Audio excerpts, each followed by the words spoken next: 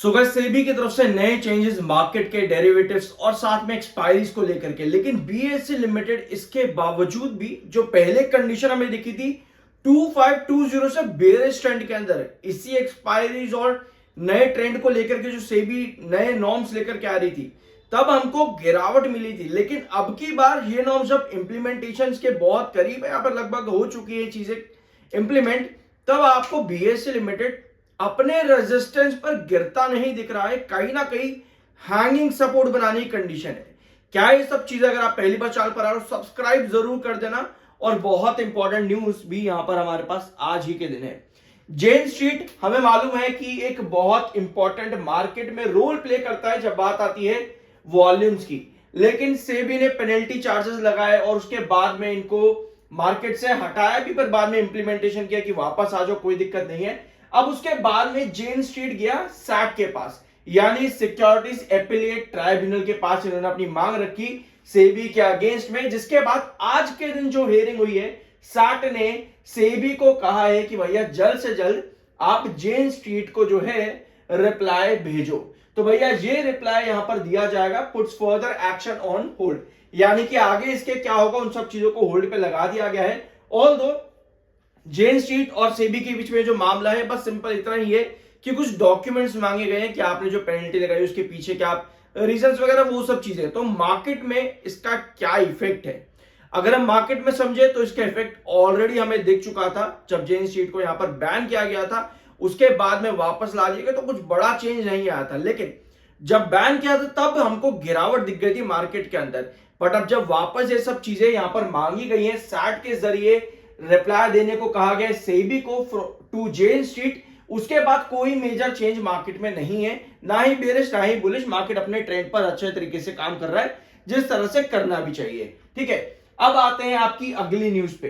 तो ये है आपकी news, stock exchange BSE has emerged stronger than expected. मतलब कि एक्सपेक्टेशन जो थी ना, जैसा भी हमने वीडियो की शुरुआत में डिस्कस किया कि सेबी जब नए नॉर्म्स लेकर के आया था तो बीएसई लिमिटेड 2520 से गिर गया था, याद होगा अगर आपको, 2520 से 2100 तक गिर गया था और 2340 का लेवल भी वहां तोड़ दिया था, जो कि बहुत इंपॉर्टेंट प्राइस रहा था। अभी चार्ट पैटर्न पे आएंगे समझेंगे उस चीज को भी।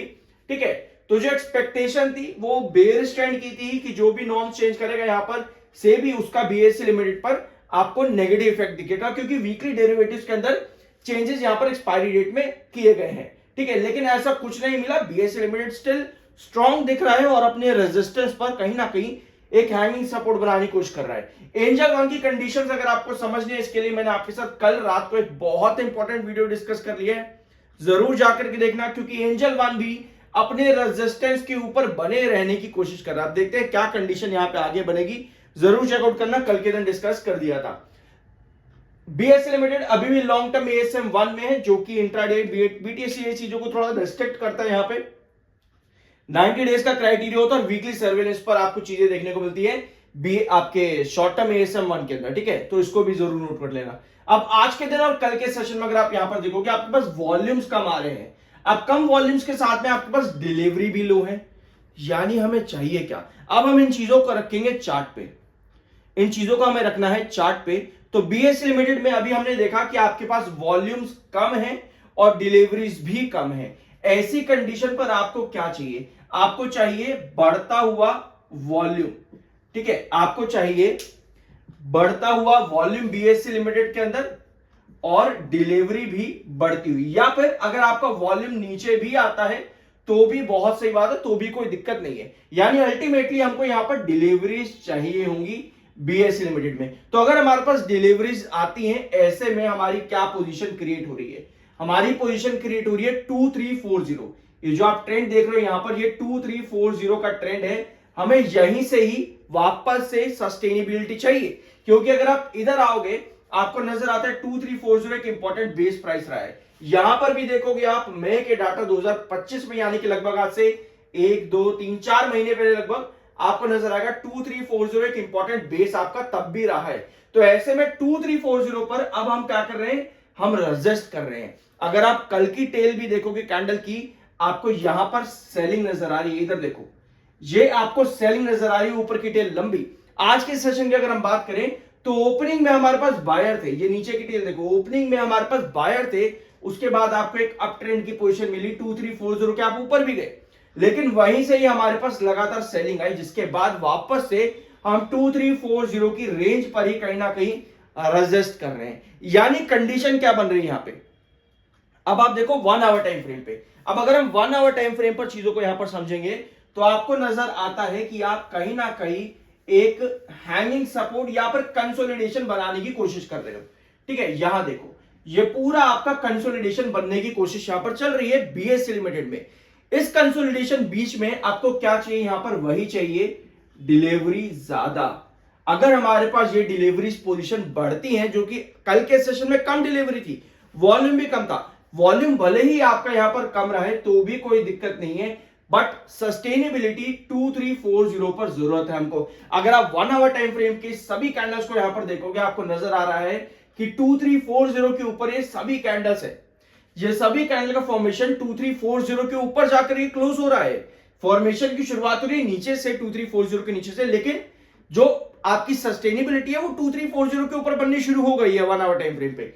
तो ऐसे में हमको कमिंग सेशंस के अंदर लगातार ये क्लोजिंग 2340 के ऊपर चाहिए, ताकि यहां पर हमारी स्टेबिलिटी बनने के बाद एक अप ट्रेंड हमें देखने को मिले वापस से 2470 के आसपास, जो कि इसका नेक्स्ट रेजिस्टेंस आता है। लेकिन अगर ऐसी कंडीशन नहीं बनती, हमें हर कैंडल पर सेलिंग भी नजर आ रही है, तो ऐसे में जो एक मिड रेंज आपकी बनती है, जो हमने कल भी डिस्कस करी थी, वो आती है अराउंड आपके 2300 के आसपास। जरूर चेकआउट कर लेना, कल मैंने आपके साथ डिस्कशन किया था ये कि 2340 अगर सस्टेन नहीं करता तो उसके बाद आपकी क्या ट्रेजेक्टरी यहां पर फॉर्म हो सकती है बीएससी लिमिटेड के अंदर। तो ये चीजें भी आपकी हैं, ट्रेंड्स और जो न्यूज है। यहां पर देखो एक चीज और होती है कि अगर आपका कोई भी रेजिस्टेंस सस्टेन करना है आपको, तो वहां कुछ पॉजिटिव न्यूज आ जाए तो तब भी आप सस्टेन कर जाते हो। Otherwise technical point of view पे आपको चीजें चाहिए होती है और चार्ट्स पर आपको सस्टेनेबिलिटी चाहिए होती है।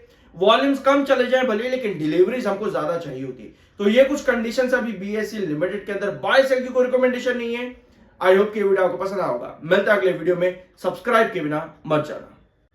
सुगर सेबी की तरफ से नए चेंजेस मार्केट के डेरिवेटिव्स और साथ में एक्सपायरीज को लेकर के, लेकिन बीएससी लिमिटेड इसके बावजूद भी जो पहले कंडीशन हमें दिखी थी 2520 से बेरिश ट्रेंड के अंदर, इसी एक्सपायरीज और नए ट्रेंड को लेकर के जो सेबी नए नॉर्म्स लेकर के आ रही थी, तब हमको गिरावट मिली थी। लेकिन अब की बार ये नॉर्म्स जब इंप्लीमेंटेशन के बहुत करीब है, यहां पर लगभग हो चुकी है चीजें इंप्लीमेंट, तब आपको बीएससी लिमिटेड अपने रेजिस्टेंस पर गिरता नहीं दिख रहा है, कहीं ना कहीं हैंगिंग सपोर्ट बनाने की कंडीशन है। क्या ये सब चीजें, अगर आप पहली बार चैनल पर आ रहे हो, सब्सक्राइब जरूर कर देना।